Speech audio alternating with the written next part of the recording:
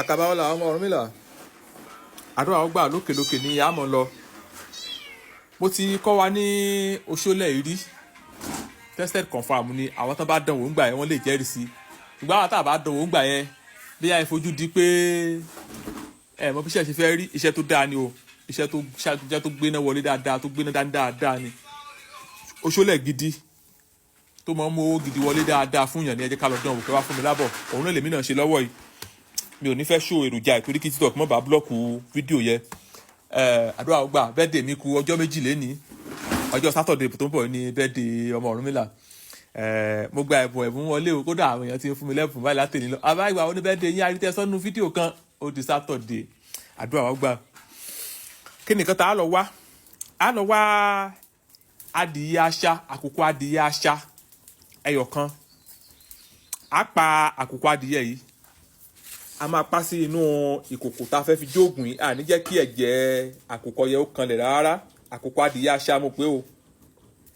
A wá mú àdó ṣẹ́rẹ́ tá a fẹ́ rọ ògùn yìí sí, a fi ẹ̀jẹ̀ àkùkọ adìyẹ náà a fi pa ara àdó ṣẹ́rẹ́ yẹ, a gbé ṣẹ́rẹ́ yẹ síbì kan.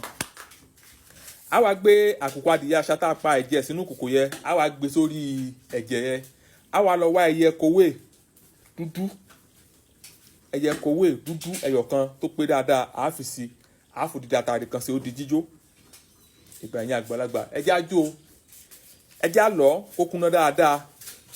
Tá bá ti lọ tó bá ti kúnná dáadáa, ẹjẹ́ á pín ẹ̀tù ìjóògùn yẹn, ẹjẹ́ á pín sọ́nà mẹ́ta dọ́gbadọ́gba.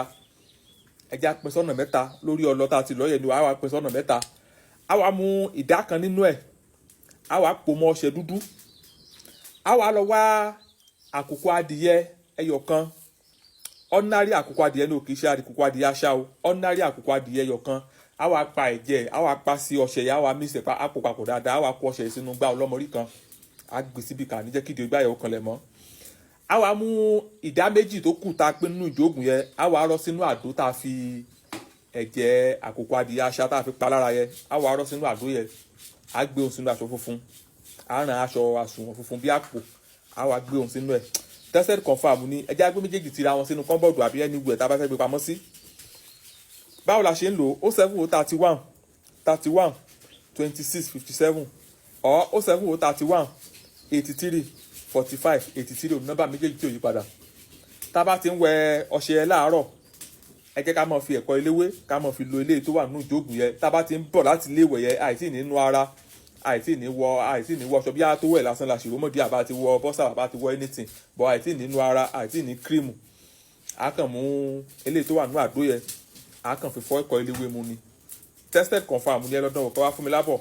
Iṣẹ́ tó gbéná dáadáa, wọ́n dà láàrin ọ̀sẹ̀ kan tó yẹ bá bẹ̀rẹ̀ sí lò. Àbá kan pé wọ́n ní láwọn bá lo Osole, ọlọ́mọ tó bí oṣù kan, ọmọ tó bí oṣù méjì kó tó bẹ̀rẹ̀ sí gbéra. Kì í ṣe irúṣẹ́ ilé yìí tèmi bá fi kalẹ̀. Bẹ́ẹ̀ ni iṣẹ́ tèmi bá fi kalẹ̀, iṣẹ́ tó gbéná dáadáa kí n tó lè kówó lé ògùn, kí n tó lè fún yín. A jẹ́ ògùn tèmi fúnra mi ti dánwò rí tí mo ti ṣe fáwọn èèyàn dáadáa, òun lélẹ̀ tèmi náà ṣe lọ́wọ́ yìí. Tested confirm ni.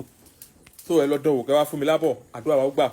Ẹ má gbàgbé nọ́mbà mi ò yí padà, 07031 31 26 57 or 07031 83 45 83. Nọ́mbà mi wà ní palmpay, wà ní money point. Ẹ̀yin tẹ́ bá fẹ́ fún mi ní ẹ̀bùn nǹkan ọjọ́ ìbí, àdúrà wa ó gbà.